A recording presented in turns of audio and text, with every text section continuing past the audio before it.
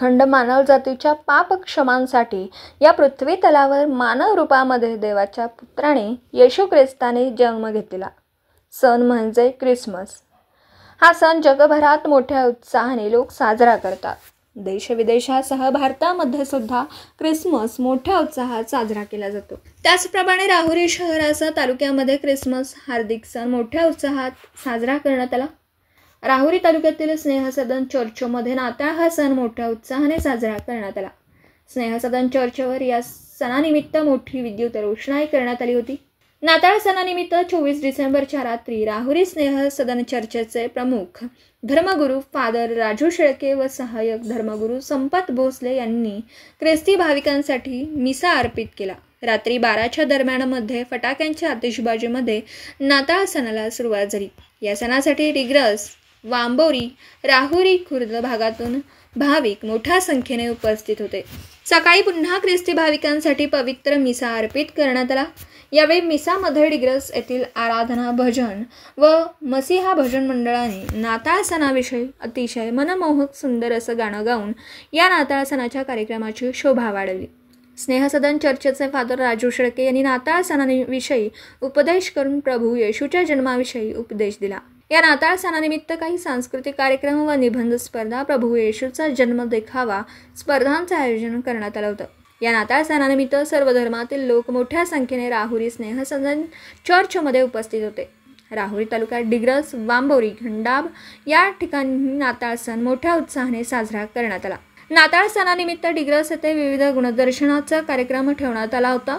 हे सर्व भाविकांसाठी महाप्रसाराचं आयोजन करण्यात आलं होतं। दीपक मकासरेसह न्यूज 14 राहुरी कृषी विद्यापीठ।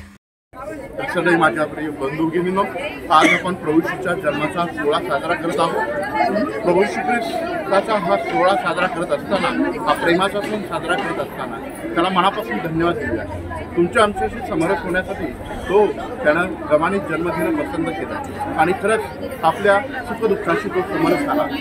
आपण जीवनात किती दुःख असेल, कष्ट असेल तर घेऊन जाऊ नये। हा परमेश्वर आपल्याबरोबर आहे, त्याला आपल्याबरोबर हे नेहमी आपण ठेवायचं आहे, त्याची वेळोवेळी मदत घ्यायची आहे। नक्कीच आपल्याला आनंदी जीवन जगण्यासाठी तो सहाय्य करेल। आज या ख्रिसमसच्या निमित्तानं आपल्या प्रत्येकाच्या अंतःकरणात प्रभू येशूने जन्म घ्यावा आणि आपल्या सर्वांना आनंदी जीवन जगण्यासाठी सहाय्य करावं। म्हणून या ख्रिसमसच्या शुभमुहूर्त निमित्तानं मी आपल्या सर्वांना शुभेच्छा देतो।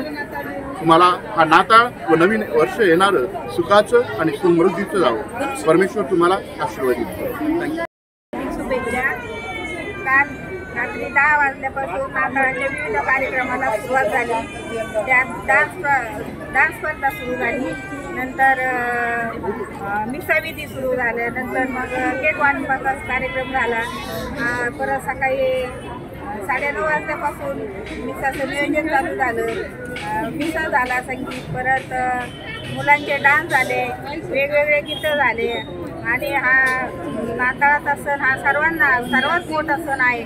म्हणून सर्वांना स्नेहसदन चर्चच्या वतीने मंदाकिनी साळवे या फॅमिलीतर्फे सर्वांना हार्दिक शुभेच्छा आणि सुखा समृद्धीचा जावो।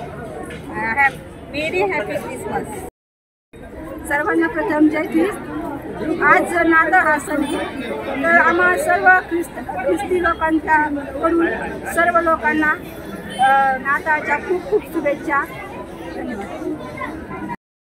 नाताळ हा सण खूप सुखाचा, समृद्धीचा, भरभराटीचा जावो आणि हा नाताळ सण हा आमचा ख्रिश्चन धर्मीयांचा आहे। तर आम्ही सर्वांनी हा खूप आनंदाने साजरा केलेला आहे। रात्रीपासून आम्ही याची खूप तयारी करत आहोत आणि रात्रीपासून आम्ही खूप आनंदात आहोत, खूप जल्लोषमध्ये आहोत आणि आज सकाळी सुद्धा आम्ही एवढे सगळे भाविक आज या चर्चमध्ये आले, त्याच्याबद्दल आम्हाला खूप आनंद वाटतो आणि आम्ही हा सण खूप चांगल्या प्रकारे आम्ही हा साजरा केला। आम्हाला खूप आनंद आहे। तर सर्वांना परत एकदा माझ्याकडून नाताळच्या खूप खूप शुभेच्छा। सर्वांना जय ख्रिस्त। आज ख्रिसमस निमित्त सर्वांना नाताळाच्या नवीन येणाऱ्या ख्रिसमसच्या खूप खूप शुभेच्छा देते। आजचा हा दिवस प्रभू येशू ख्रिस्ताचा जन्मदिवस म्हणून आपण जगभरात साजरा करत आहोत। आजच्या स्नेहसदन चर्चमध्ये ख्रिसमस साजरा करत असताना, सेलिब्रेट करत असताना फादर राजू शेळके यांनी खूप प्रकारे प्रवचन घेऊन प्रभू श्री ख्रिस्ताची सुवार्ता आपल्यापर्यंत पोहोचवली आहे. तसेच येणाऱ्या डिसेंबर महिन्यातील 4 आठवड्यांमध्ये जो आपण ख्रिसमसची तयारी केली आहे त्याच्याबद्दल देवाचे खूप आभार मानते. देवाने सगळ्यांना आशीर्वादित करून हा नाताळ दिवस सगळ्यांना सुखाचा, समाधानीचा आणि उपकाराचा जावो. असे येणारे वर्ष हे सगळ्यांना आनंदमय वातावरण आणि येणाऱ्या अडचणींना सामर्थ्याने पुढे जाण्यासाठी शक्तिशाली द्यावे. मी प्रभू येशूच्या चरणी प्रार्थना करते. आमेन.